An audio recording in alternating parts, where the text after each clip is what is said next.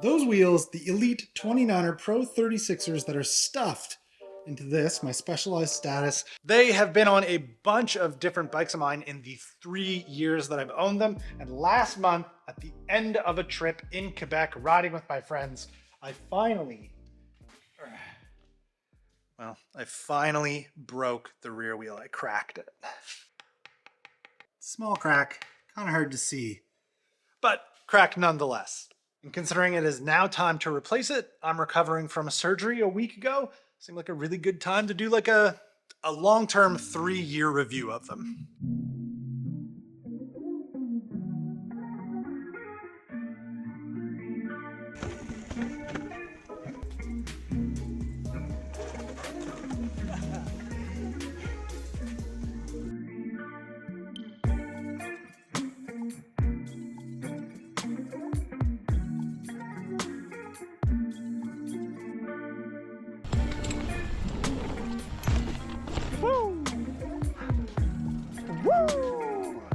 Break-in ride on this.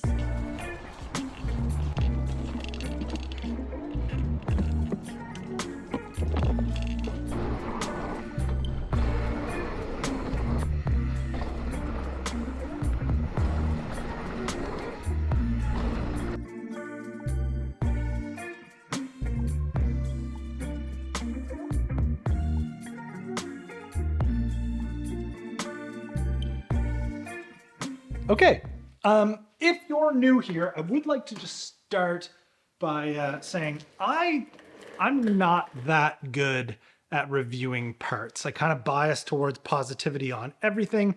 Also, I get a little distracted and off topic really easy. So what I've tried to do in the past to keep myself on track with product reviews is follow my Does It Suck format. And that involves me analyzing 5 different categories to help me determine, does this product suck? And those are price, weight, machine quality, ease of installation, and problem solving. Let's begin with possibly the most enticing part of these wheels, price. The average price of a set of carbon mountain bike wheels is typically enough to, every time you look at them, with the cheapest Nobles I could find on their website being $14.74, We Are Ones are $18.49, Reserves are $17.99, Race Face are $16.79, Hunt has wheels for $12.99, E13s are $14.35. These are all US dollars. The Elites, they come in at $7.39. We're talking almost half price of a lot of these, but not the lowest price you can find. If you go to Light Bicycle, you can find them for $558. If you ask me, the pricing's very reasonable, and it probably sits right around where it should, where it's not so inexpensive that you're like, oh, those gotta be sketchy. They're probably like a little bit scary, and obviously nowhere near that like top level of pricing for wheels. So out of the 2 choices for an answer on pricing, no, the pricing does not suck. Second topic to analyze, the weight. The weight of these wheels, 1,510 grams. I have no idea where 1,510 grams lands on the scale of lightness to heavy on a mountain bike wheel set. I have zero basis. I also kind of don't care, but what I can share with you is what the real world difference was when I swapped from the mullet setup on this with the WTB I30s to this. It was 33 pounds, 11 ounces down to 31 pounds, 6 ounces, I believe. It's like almost 2.5 pound difference. Just like that. And that amount of weight loss on a bike that I'm familiar with is very noticeable when you go re-ride, especially sections of techie trail that you're used to. The bike just like is a little bit easier to kind of point and pop up and get up over stuff. And they are lighter wheels, so they spin up a little bit better. All those things that people say about lighter rotating mass. Now, I don't consider myself to be a weight weenie when it comes to my bike builds. And if I was to categorize the level of importance for the criteria of a part that I choose, robustness, strength, reliability is always going to come above weight savings. But I don't want that point to discount the advantages of having a lighter setup. It is better to ride on a lighter setup. It just kind of is. It's just that when I have made the decision to go for a lighter weight product that has some restrictions on its use, I seem to always find myself regretting that at the most inopportune times on trails. Typically the furthest away from the exit walking out. Most notably, that comes in the form of tires and wheels. I tend to just wreck them. Now, the most intriguing case for a set of carbon rims to me has been that they're supposed to be stronger than their aluminum counterparts. They're supposed to be able to take abuse a lot better. And in my experience of riding these things for the last 3 years, always getting out, always getting to the bottom of trails with air in the tires, I can anecdotally, in my experience, agree that they are indeed quite a bit stronger.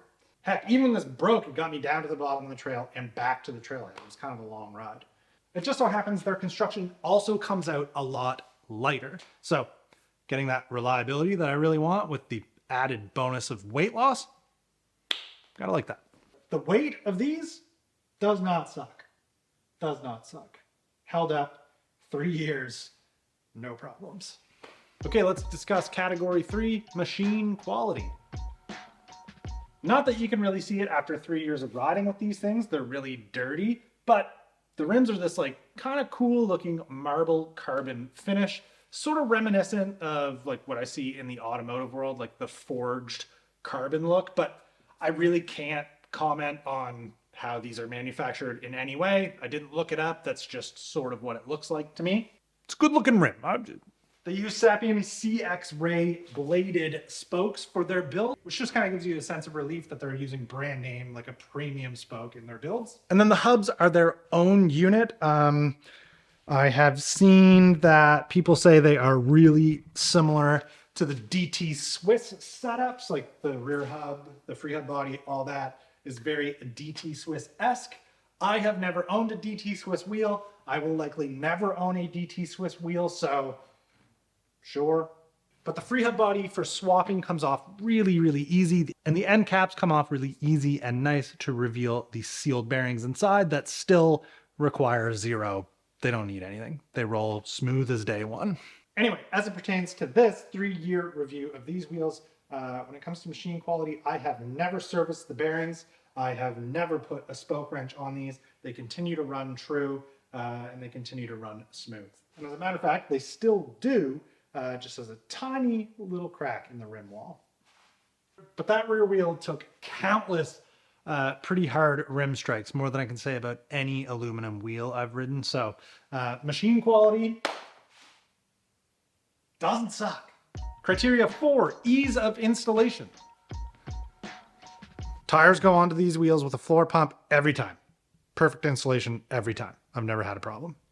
1. Well, it's working. Oh, that's pretty good. I think you can see where this is going for this category. Ease of installation does not suck. And for our 5th and final analyzed category, problem solving.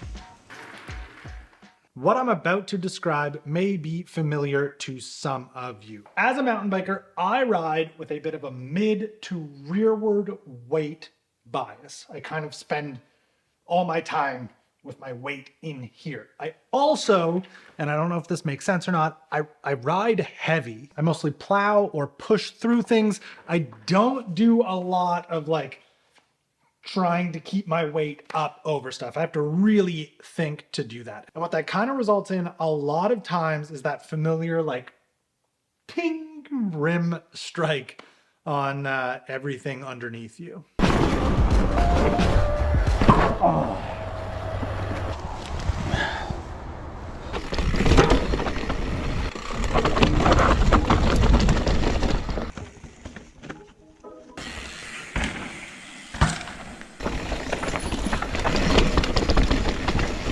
And that type of riding style, which I don't see myself changing from, I've been doing it forever, does result in a lot of dented rims and unsealed tubeless setups because your rim has moved away from the tire and you've got an opening and all the air's... Anyway, simply as a mountain bike rider, would like to just go ride my bike on all of the terrain I like to ride, hit the jumps I like to hit, make the mistakes I like to make without being constantly, it feels like, heavily punished for some bad line choices or not paying attention or riding the way I do. I want to be able to have the odd rim strike over a long period of time and just be able to continue riding, not even think about it. I'd like to, with reasonable confidence, expect to get to the bottom of a trail with the wheels fully intact and not beginning to become the shape of an octagon instead of a circle, kind of like this rear hunt has been doing to me in the entire time I've owned it. Terrible wheel, terrible. This thing is ready to collapse underneath me. I am totally ready for it to do it. It's more dent than it is straight wheel. Now, in the 3 years that I have been riding these, I kind of feel like they've achieved that for me. After rim strikes, I kind of got to a point where I stopped checking them. It just so happened that the last one that I didn't check it right away, but I knew that it was a hard enough hit that it was something I should check at the bottom of the trail. And that was the one time in all the hits it's had where it's finally given out on me. And not even given out to a point where it was unrideable. If we still had more of the trip to do, I probably would have kept riding it. So, problem solving wise, doesn't suck, but I do have a replacement wheel here now, so I get to start the clock back over. See? I don't know if Elite's warranty is like really good or if I get special treatment because I'm a YouTuber, but I emailed them a photo of the crack. I let them know that I was riding a pretty gnarly trail in Quebec and that I don't have any sort of like tire insert in here, no rim protection whatsoever. And they said, yeah, well, you don't want to be riding that. We will send you a replacement. So come full heel time. Anyway, that's my convoluted review, my experience with these things over the last 3 years and the last month, honestly.